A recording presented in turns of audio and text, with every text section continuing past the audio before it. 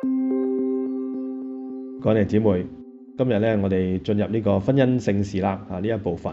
咁咧就係337條問嘅就係天主對男女兩性有咩計劃呢？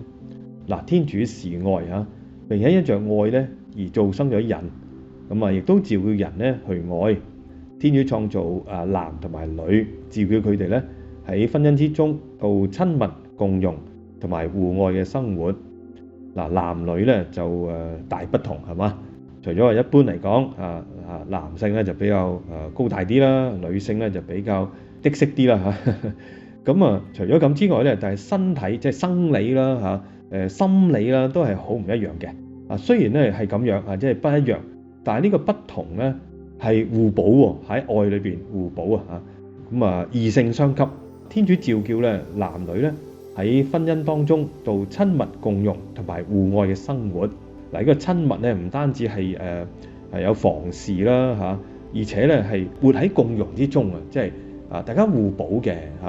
咁一個可能咧諗嘢就快啲做決定即係快脆脆咁就冇咁謹慎喎係嘛？另外一個咧就可能諗多少少就慢啲咁多，咁要識得咧大家彼此欣賞，就唔好話咧哎呀我都已經即係仲喺度諗我都已經做晒決定啦係咪乜都要話我要我孭起佢喺度諗咁可能咧嗰個慢嗰個就要自己又要快翻啲咯係嘛？咁快嗰個咧又要學習下咧欣賞個慢嘅係諗得仔細啲咧係好嘅，唔使咧後悔係嘛？嗱，好多時候兩夫婦就有咁樣嘅即係情況出現，係有張力嘅不過咧能夠係喺好嘅方面咧，大家咧互補更加咧彼此圓滿對方大家一齊嘅生活咧，咁咧就係嗰種嘅愛嘅生活嗱，所以聖經咧喺呢個馬竇福音19章第6節講咩咧？佢話耶穌講嘅，佢話咧他們不是兩個，而是一體了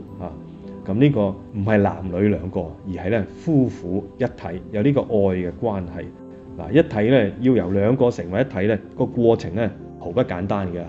好多即係個人嘅稜角所謂係嘛要去磨平佢要去體諒對方啦，要去接納對方啦，都要接納自己喎咁要由咧呢份愛咧要由外邊嘅吸引譬如咧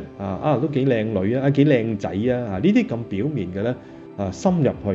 入到咧接納咗對方完全嘅佢包括咧佢嘅優點或者缺點咁樣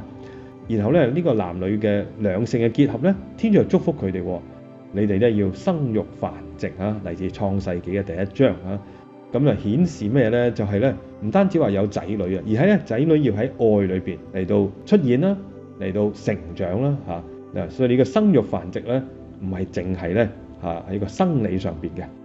好嗱，咁各位兄弟姊妹，今日咧俾大家嘅聖經金句就係馬竇福音嘅19章6節，他們不是兩個，而是一體。